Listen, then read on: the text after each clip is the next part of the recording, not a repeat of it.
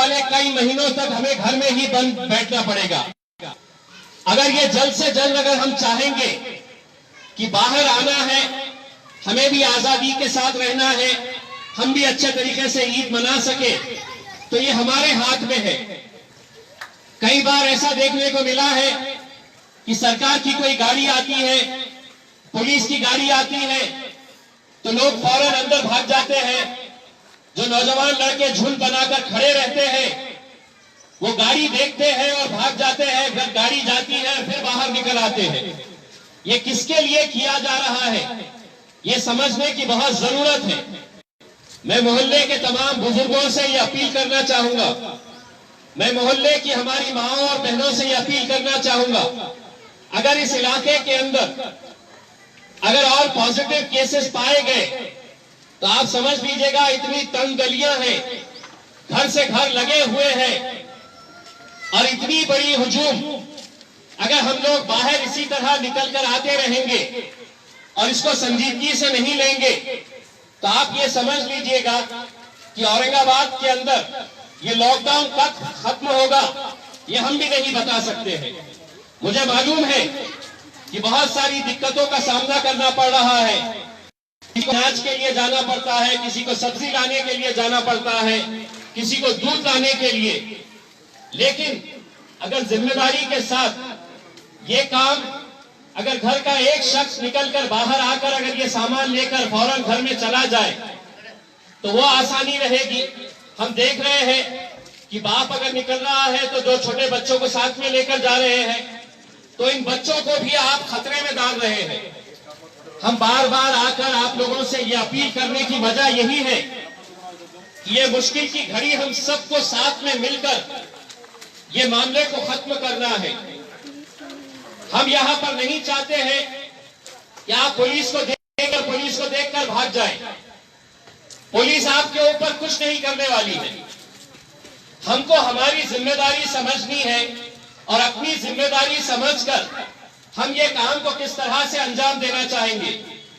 क्या माँ बाप को ये मालूम नहीं है कि जो बच्चे बाहर निकल रहे, अगर खुदा ना करे कोई बच्चा अगर वो वायरस अपने घर में लेकर आता है तो वो बच्चे से पहले जान का खतरा उसकी माँ को होगा, उसके बाप को होगा, दादा को होगा, नानी को होगा, नाना को होगा। क्या हम चाहते हैं कि हमारी छोटी सी गफलत की वजह से हम अपने घर में मौत का तोहफा लेकर जाएं? इतने सारे पूरे मुल्कों के अंदर जो हालात हैं वो हालात को देखते हुए हमने यहां पर जितनी भी कोशिशें की जा रही है उन की वजह से आज औरंगाबाद में 30 केसेस हो गए देखते देखते। अगर इसी तरह की गफलत हम लोग करते रहेंगे तो ये केसेस बढ़ते रहेंगे और कोई ऐसा मौका नहीं रहेगा कि जहां पर हम ये लॉकडाउन को खत्म कर सके। आज ही होम मिनिस्टर साहब के साथ मीटिंग हुई और मुझे पर्सनली बड़ी शर्मिंदगी महसूस होती है जब लोग उस मीटिंग के अंदर ये कहते हैं कि साहब किरारपुरे के अंदर आपके लोग सुन नहीं रहे हैं, रोशन गेट के अंदर लोग सुन नहीं रहे हैं। आप सोचिए उस वक्त जिसकी नुमाइंदगी मैं कर रहा हूं वहां पर कितनी शर्मिंदगी महसूस करनी पड़ती है। और ये किसकी भलाई के लिए? आपको एक बात मैं बताना चाहता हूं, बात कड़वी है लेकिन आप लोग अच्छी तरह से सुन ले। जितने भी बुजुर्ग लोग हैं, अभी कुछ दिन पहले जब आरिफ कॉलोनी के अंदर एक मौत हुई कोविड-19 से, उस शख्स का जब इंतकाल हुआ तो उनके घर वालों को जनाजे की नमाज तक नसीब नहीं हुई, उन्हें अपने घर वालों को दीदार तक नसीब नहीं हुआ है। सीधा अस्पताल से लाश प्लास्टिक के अंदर बांध के सीधा कब्रिस्तान ले जाया गया। ऐसे हालात खुदा ना करे अगर यहां पर भी बन गए तो आप सोचिए कि हमारे चाहने वालों का मरने के बाद हम सूरत भी नहीं देख सकते हैं। अगर ये चाहते हैं आप लोग तो आज मैं आप लोगों के बीच में वर्ल्ड हेल्थ ऑर्गेनाइजेशन की पूरी टीम आई और उन्होंने मुझसे ये इल्तिजा किया कि हमारे लाख बोलने के बावजूद भी यहां के हालात सुधर नहीं रहे हैं और आपके हालात सुधर नहीं रहे, इसीलिए शहर के हालात खराब होते जा रहे हैं। हर मोहल्ले के अंदर मैं खुद अपने घर में जाकर बैठा हूं। मैं चाहता हूं कि रोज निकलूं, आप लोगों के बीच में आऊं, लेकिन मेरे घर में भी मेरी वालदा है। मेरी वजह से मेरी वालदा की जिंदगी में धोखे में नहीं डालना चाहता हूं, लेकिन यहां पर हम देख रहे हैं कि नौजवान निकले पड़े हैं, गश्त कर रहे हैं, कहीं डेरा डालकर बैठे हुए हैं, जमे हुए हैं। ये कहीं ना कहीं हमको खत्म करना पड़ेगा। और यहाँ पे मैं आप लोगों से अदबन गुजारिश करना चाहूंगा, मोहल्ले के जितने भी बुजुर्ग लोग हैं, आप लोग कुर्सी डाल के बैठिएगा और ये ख्याल रखिएगा कि कोई सड़क के ऊपर ना निकले। अगर हर शख्स अपने घर की खुद की जिम्मेदारी अगर ले लेगा तो यहाँ पर इस तरह का ऐसा माहौल हमें रोज देखने को नहीं मिलेगा।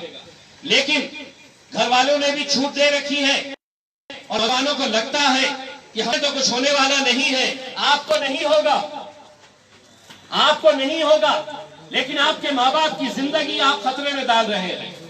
यही हम अपील करने के लिए आए हैं और मैं उम्मीद करता हूं एक भाई की हैसियत से, मैं यहाँ पर कोई आपका खासदार बनकर नहीं आया, मैं एक भाई की हैसियत से आपका बेटा बनकर यहाँ पर आया हूँ।